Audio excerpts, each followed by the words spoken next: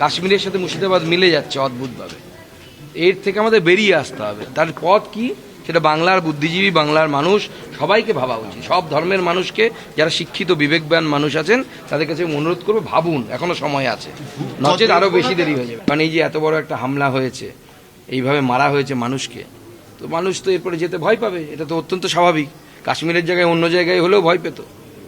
তবে এটা বোঝা যাচ্ছে যারা এই ঘটনাটা ঘটিয়েছে তারা ডেসপারেশন থেকে এটা ঘটিয়েছে। কারণ তারা ভেবেছিল 370 দ্বারা বাতিল হয়ে যাওয়ার পর, 35A অ্যাব্রোগেট হয়ে যাওয়ার পর কাশ্মীরে একটা বিরাট হাঙ্গামা হবে, অমুক হবে। কিন্তু কাশ্মীরি লোকেরা তারা বুঝলো, আরে এতে তো লাভ আছে, আমাদের গণতন্ত্রের পার্টিসিপেশন করার সুযোগ পাচ্ছে, অর্থনৈতিক সমৃদ্ধি আসছে, নতুন ইনভেস্টমেন্ট আসছে, ফরেন ডাইরেক্ট ইনভেস্টমেন্ট হয়েছে।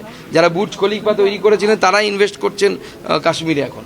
এতে তো সাধারণ মানুষের, যারা মুসলিম ধর্ম সম্প্রদায়ের মানুষ, তাদের উন্নতি হচ্ছে। এতে খেপে গিয়ে বা ডেসপারেটনেস থেকেই হামলা হয়েছে। আমরা বারবার বলেছি, আবার বলছি, যারা এই হামলার সাথে যুক্ত তাদের প্রত্যেককে পৃথিবীর শেষ প্রান্তে খুঁজে আনতে গেলে, যেতে গেলেও যদি আমাদের যেতে হয়, আমরা যাব এবং খুঁজে নিয়ে এসে তাদেরকে পানিশ করব। We will punish them.